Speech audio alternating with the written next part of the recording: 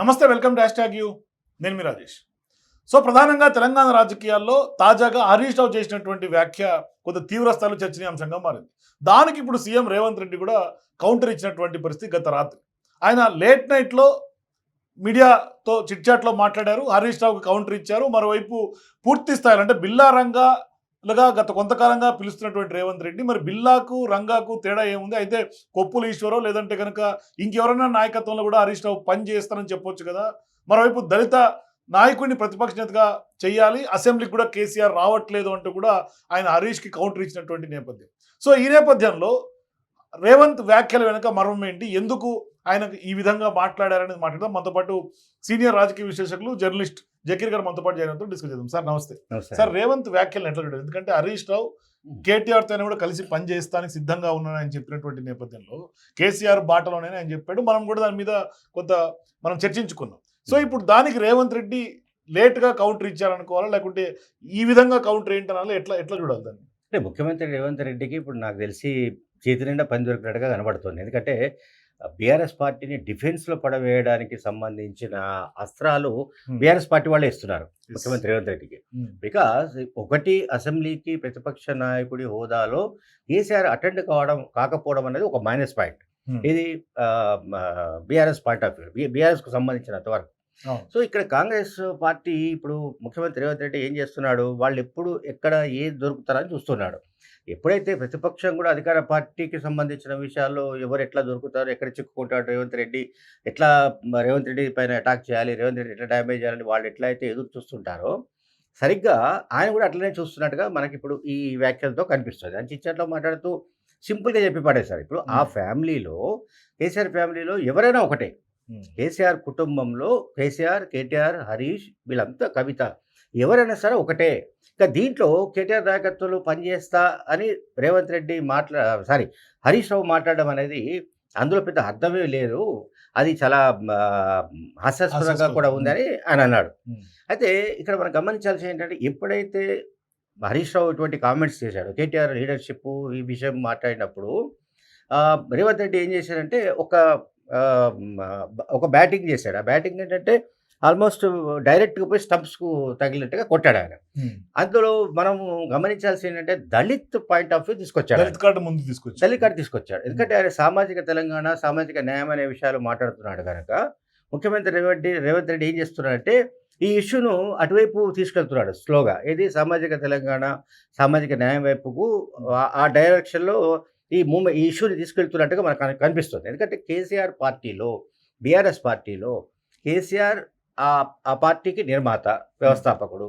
So మిగతా ప్రాంతీయ party లాగానే, అంటే లైక్ చంద్రబాబు నాయుడు తెలుగుదేశం పార్టీ అయినా, లేకుంటే తృణమూల్ కాంగ్రెస్ మమతా బెనర్జీ అయినా, లేకుంటే డిఎంకే స్టాలిన్ పార్టీ అయినా, ఇంకోటైనా ప్రాంతీయ పార్టీలో ఇది సహజమైన పరిణామమే. దీంట్లో పెద్దగా అంటే చంద్రబాబు నాయుడు ఉన్నాడు, ఆయన లోకేష్కు కాకుండా మరొకరి ప్రాధాన్యం ఇస్తాడని అనుకోవడానికి లేదు.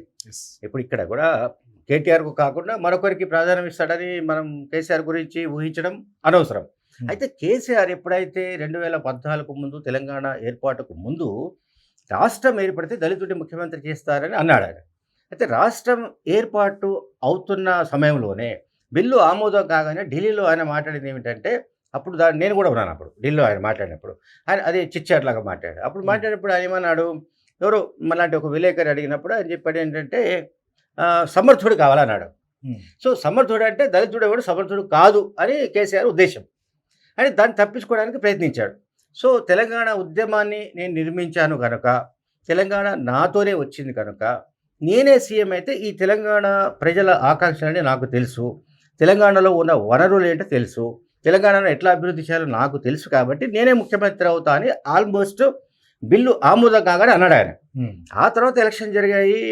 బీఆర్ఎస్ పార్టీకి, టీఆర్ఎస్ పార్టీకి అప్పుడు అదృష్టవశాత్తు అధికారం లభించింది. 2 సార్లు కూడా ప్రజలు టీఆర్ఎస్ పార్టీని అధికారంలోకి తీసుకొచ్చారు. అదొక సబ్జెక్ట్. సో ఇప్పుడు ఇక్కడ మళ్ళీ మనం హరీష్ టాపిక్ వస్తే, ఆయన మాట్లాడిన పాయింట్స్లో ఆయన ఏం చెప్పాల్సి ఉండే అంటే అకార్డింగ్ టు రేవంత్ రెడ్డి, హరీష్ రావు ఏమని చెప్పాలి అనేది హరీష్ రావు డిసిషన్ తీసుకుంటాడు. హరీష్ రావు ఏం చెప్పాలో రేవంత్ రెడ్డి డిసిషన్ తీసుకోలేడు. అట్లాగే రేవంత్ రెడ్డి ఏం మాట్లాడాలో హరీష్ రావు ఆదేశించలేడు. అంతే కదా. ఇప్పుడు 2 పార్టీలు వేరు. అండ్ హరీష్ రావు మాట్లాడేది ఏమిటి, ఒకవేళ కేసీఆర్ కేటీఆర్కు పగ్గాలు ఇచ్చే విధమైన నిర్ణయం తీసుకుంటే, అంటే కేసీఆర్ నిర్ణయమే నాకు శిరోధారం కనుక కేటీఆర్కు పగ్గాలు ఇచ్చినా కూడా నేను ఆయనతో కలిసి పనిచేస్తాననే మాట అన్నాడు. సో ఇప్పుడు రేవంత్ రెడ్డి వేస్తున్న ప్రశ్న ఏంటంటే, మీ పార్టీలో బీసీలు లేరా, ఎస్సీలు లేరా, మరొక సామాజిక వర్గం వాళ్ళు లేరా? కాంగ్రెస్ పార్టీని కూడా ఎగ్జాంపుల్ చెప్తుండే, ఖర్గే నాయకత్వం ఇచ్చాము, మరి మీరు ఎందుకు ఇవ్వలేకపోతున్నారు అనేది కూడా ఆయన రైట్ చేసిన పాయింట్. ఇప్పుడు ఈ వీడియోలో నేను ఫస్ట్ చెప్పింది అదే. ఎందుకంటే బీఆర్ఎస్ పార్టీ ఇప్పుడు ఈ హరీష్ కామెంట్స్ తోటి ఏంటంటే డిఫెన్స్లో పడుతున్న వాతావరణం ఒకటి నాకు కనిపిస్తుంది. ఎందుకంటే వాళ్ళు దళితుడిని ప్రతిపక్ష నేతగా హోదా ఇచ్చే అవకాశం లేదు, అండ్ దళితుడిని పార్టీ వర్కింగ్ ప్రెసిడెంటో లేకపోతే పార్టీ ప్రెసిడెంటో పదవి ఇచ్చే అవకాశం లేదు. ఎందుకంటే అది ఫ్యామిలీ పార్టీ, ఓకే, కుటుంబ పార్టీ అనేది మనందరికీ తెలుసు. సో కేసీఆర్ కాకపోతే కేటీఆర్ కాకపోతే కవిత. హరీష్ కూడా రక్త సంబంధం కాదు కనుక మేనలుడిగా హరీష్కు ఎంత కెపాసిటీ ఉన్నా, కేపబిలిటీ ఉన్నా కూడా ఆయన కేటీఆర్కు ఎక్కడ కాంపిటీటర్ అవుతాడో అనే ఉద్దేశంతో హరీష్ను అనేక సందర్భాల్లో కేసీఆర్ అవమానించిన ఘటనలు ఉన్నాయి. అనేక సందర్భాల్లో ఆయనను చాలా ఇబ్బందులకు గురి చేసే సందర్భాలు ఉన్నాయి. ఒక దశలో అయితే నాకు తెలిసి ఆయన ఇరిగేషన్ మినిస్టర్గా ఉన్నప్పుడు కూడా ఒకసారి పిలిచి ఎందుకో హరీష్ను తిట్టాడు కేసీఆర్. ఆ సమయంలో అసలు నేను రేపు పొద్దున వెళ్ళి గవర్నర్ దగ్గరికి వెళ్ళి నేను రాజీనామా ఇచ్చేస్తా అని చెప్పాడు. ఎవరు? హరీష్ రావు. సో ఆ సమయంలో మళ్ళీ మాజీ మంత్రి నిజంగా చేస్తాడు అనుకొని కేసీఆర్ తెల్లవారుజామున 3 గంటలకు ఏమో జగదీష్ రెడ్డిని లేపితే, జగదీష్ రెడ్డి హుటాహుటిన పక్కనే 2 క్వార్టర్స్ ఉండేవి. ఆయన హరీష్ను లేపి రాత్రి గొడవ జరిగిందట, ఇట్లా కాదు అట్లా కాదు ఎప్పటి నుంచో ఉన్నాయి ఇంట్లో ఉన్నాయండి. బికాస్ ఇక్కడ ఏమవుతుందంటే ఒక పార్టీలో ఒక ఇంట్లో కాంపిటీటర్స్ ఎక్కువైనప్పుడు, పొటెన్షియల్గా ఉన్న వ్యక్తులు ఎక్కువైనప్పుడు ఈ పోటీ సహజం. ఈ పోటీలో ఎవరు గెలుస్తారు, ఎవరు ఓడిపోతారు అనేది వాళ్ళ వ్యూహాలు, వాళ్ళకున్న బలం, ఇవన్నీ ఒక్కొక్కటి వాల్యూ యాడెడ్గా ఉంటాయి. సో ఇప్పుడు అక్కడ ఉన్నటువంటి పోటీ, వాళ్ళ మధ్య ఉన్నటువంటి వార్ కాస్త ఇప్పుడు రేవంత్కి అడ్వాంటేజ్గా మారుతుందని చెప్పాలి. రేవంత్ రెడ్డి ఇప్పుడు ఆయన ఒక రాజకీయ పార్టీ తరపున ముఖ్యమంత్రిగా ఉన్నాడు. సో ఆయన కూడా నేను ఫస్ట్ చెప్పినట్టుగానే ఇప్పుడు బీఆర్ఎస్ పార్టీ నాయకులు ఎప్పుడెప్పుడు ఏం మాట్లాడుతున్నారు అనేది చూసుకొని దాన్ని ఎట్లా మనం అడ్వాంటేజ్ తీసుకోవాలనేది ఆలోచిస్తాడు. ఇప్పుడు ముఖ్యమంత్రి రేవంత్ రెడ్డి చేసిన పని కూడా అదే. నువ్వు ఒకవేళ మీ ఫ్యామిలీలో ఈ బిల్లా రంగ అనేది అంతా తీసేయండి, పక్కన పెట్టండి. ఏదైతే కేటీఆర్ కానీ, కవిత కానీ, మరొకరు కానీ, ఆ ఫ్యామిలీలో మీరు ఎవరికి సపోర్ట్ చేసినా మీ ఫ్యామిలీలోనే కదా మొత్తం తిరిగేది.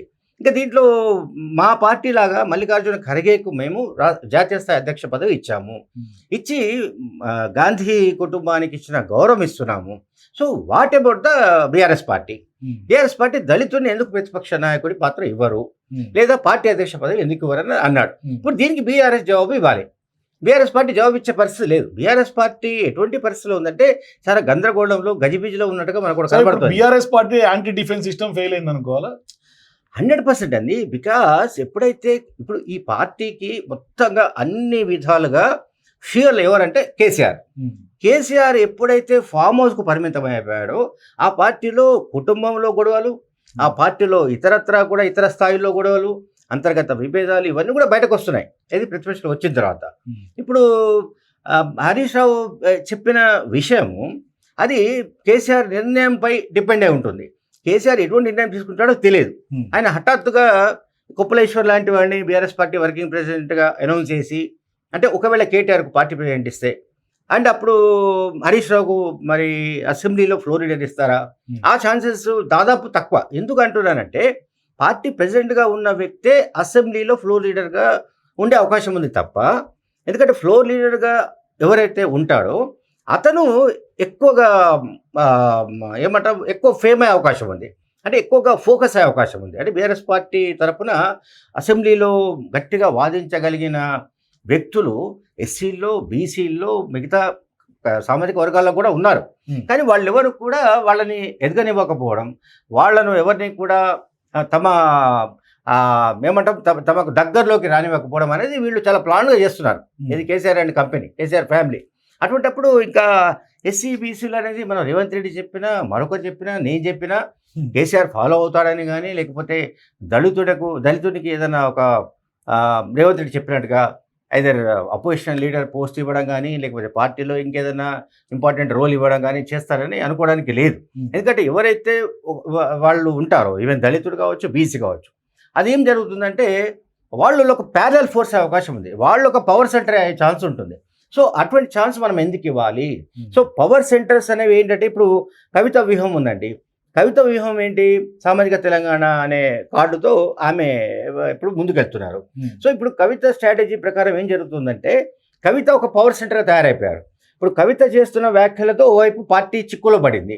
ఆ సామాజిక తెలంగాణ విషయంలో ఇప్పటిదాకా బీఆర్ఎస్ పార్టీ హైకమాండ్ అంటే ఐదర్ కేసీఆర్ ఆర్ కేటీఆర్ వాళ్ళ నుంచి స్పందన లేదు. దానిపైన వాళ్ళు ఎవరు మాట్లాడలేదు. అంటే ఇప్పుడు మౌనం అర్థంగీకారం అంటారు కదా, అంటే ఆల్మోస్ట్ వాళ్ళు కూడా ఈ జరుగుతున్నటువంటి పరిణామాలను యాక్సెప్ట్ చేసినట్టు కాదండి. మౌనం అర్ధాంగీకారం అనేది మనం జనరల్గా మాట్లాడుతున్న విషయం వేరు. పార్టీలో ఒక నాయకురాలు, ముఖ్యమైన నాయకురాలు, ఎమ్మెల్సీ ఈ విధమైన వ్యాఖ్యలు చేయడం అంటే పార్టీలో తన పైన కుట్రలు జరుగుతున్నాయని, లేకపోతే రాజకీయంగా తనను దెబ్బతీయడానికి ప్రయత్నిస్తున్నట్టుగా కూడా చేసిన ఆరోపణల పైన స్పందించాలి. సామాజిక తెలంగాణ అనేది ఇక్కడ వాస్తవం అనుకోవాలి, లేదంటే వాళ్ళు ఆ వ్యాఖ్యల్ని నెగ్లెక్ట్ చేసేసారు అనుకోవాలా? ఇప్పుడు అంటే స్పందిస్తే ఒక సమస్య, స్పందించకపోతే ఒక సమస్య. స్పందిస్తేనేమో కవితకు సపోర్ట్ చేసినట్టు అవుతుందేమోనన్న ఒక వాదన ఉంది. ఎవరు? పార్టీ ఆమెను బ్యాకింగ్ చేస్తున్నట్టుగా ఉంటుంది, అంటే ఆమెకు వినూతనగా ఉన్నది అనే ఒక వాతావరణం వస్తుంది. అది వాళ్ళకి ఇష్టం లేదు. ఎవరికి ఇష్టం లేదు? కేటీఆర్కి ఇష్టం లేదా, కేసీఆర్కి ఇష్టం లేదని మనకు తెలియదు. సో పార్టీ హైకమాండ్ అనే ఒక పదం మనం వాడినప్పుడు పార్టీ అధిష్టానం అంటే ఎవరు? వాళ్ళిద్దరే. ఇంకా మిగతా హరీష్ కానీ, కవిత కానీ, సంతోష్ కానీ వీళ్ళు ఎవరు కూడా పార్టీ హైకమాండ్ కాదు.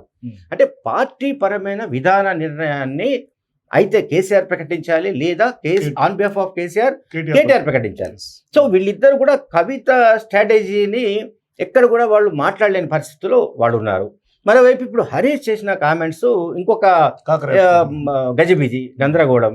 హరీష్ చేస్తున్న వ్యాఖ్యలన్నీ కూడా ఒక రకంగా ఏంటంటే అదే మీరు ఇంత చెప్పినట్టుగా డిఫెన్స్లోకి ఆ పార్టీని పడవేసే విధంగా ఉన్నాయి. ఎందుకంటే చెప్పినప్పుడు ఏంటంటే ఒకవేళ ఎవరైనా రిపోర్టర్స్ అడిగినా కూడా పార్టీ అధ్యక్షుడు ఏం నిర్ణయం తీసుకుంటాడో తెలియదు, అంతవరకే జవాబు ముగిస్తే అయిపోయింది. కేటీఆర్కు పగ్గాలు ఇస్తే అని ఎవరు అడిగి ఉంటారు బహుశా.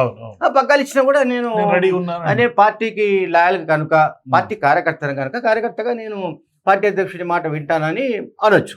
సో అక్కడ ఏదో సంథింగ్ ఆయన కవిత ప్రెస్ కాన్ఫరెన్స్ పెట్టిన 24 గంటల్లోనే ఆయన మాట్లాడిన వ్యాఖ్యలు ఇప్పుడు పెద్ద ఎత్తున రాజకీయంగా దుమారం లేవడం, దానిపైన ముఖ్యమంత్రి రేవంత్ రెడ్డి కామెంట్ చేయడం, ఇప్పుడు ముఖ్యమంత్రి రేవంత్ రెడ్డి చేసిన వ్యాఖ్యలకు వాళ్ళు ఎవరు కూడా స్పందించలేరు. ఇప్పుడు సేమ్ కవిత ఇష్యూ లాగానే ఏం మాట్లాడతారు ఇప్పుడు రేవంత్ రెడ్డి పైన? స్పందించలేకపోవడం అనేది ఆల్మోస్ట్ గులాబీ క్లీన్ బోల్డ్ అనేది చూడాలి. అంతే కదా. ఇప్పుడు వాళ్ళు చెప్పగలరా కేటీఆర్ కానీ, కేసీఆర్ కానీ అవును రైట్ అంటే రేవంత్ రెడ్డి అన్నాడని కాదు, మేము దళితుల పక్షాన ఉంటాము, మైనార్టీల పక్షాన ఉంటాము, లేకుంటే సామాజిక తెలంగాణ, సామాజిక న్యాయం వైపు ఉంటాము. నిజంగానే కవిత చెప్పినట్టుగా 10 ఏళ్లలో మేము భౌగోళిక తెలంగాణ వచ్చింది కానీ సామాజిక తెలంగాణను సాధించుకోలేకపోయాము. సో ఇప్పుడు మేము ఆ దిశగా పనిచేస్తాము. కనుక ఆ దిశగా పనిచేయడం అంటే పార్టీలో ముఖ్యమైన పదవులు, ఇప్పుడు ఫస్ట్ ఏంటంటే పార్టీకి సంబంధించిన పదవుల విభజనలో ఆ సామాజిక వర్గాలకు కనుక ప్రాధాన్యం ఇస్తే ఖచ్చితంగా ఈ కుటుంబ పార్టీగా ఉన్న ముద్రను వాళ్ళు చెరిపేసుకోవడానికి సాధ్యమవుతుంది. అంతవరకు మాత్రం అది కుటుంబ పార్టీగానే ఉంటుంది. కుటుంబం అంటే పార్టీ అంటే కుటుంబం. సో ఈ పరిస్థితి కొనసాగుతుంది తప్ప అదర్వైజ్ ఇంకే రకమైన మార్పు ఉండే అవకాశం లేదు. Thank you sir. సో మొత్తం మీద ఇప్పుడు రేవంత్ రెడ్డి హరీష్ రావు వ్యాఖ్యల మీద రియాక్ట్ అయిన తర్వాత ఇప్పుడు నెక్స్ట్ బీఆర్ఎస్ వంతు వచ్చింది. బాల్ బీఆర్ఎస్ కోర్టులో ఉంది. మరి రియాక్ట్ అవుతారా, రియాక్ట్ అవ్వలేక కామ్గా ఉండిపోతారా, ఏం జరుగుతుందో చూద్దాం. సో మీరు కూడా రేవంత్ వ్యాఖ్యల పట్ల మీ అభిప్రాయం కూడా కింద కామెంట్స్ తెలియజేయండి. For more videos please watch #.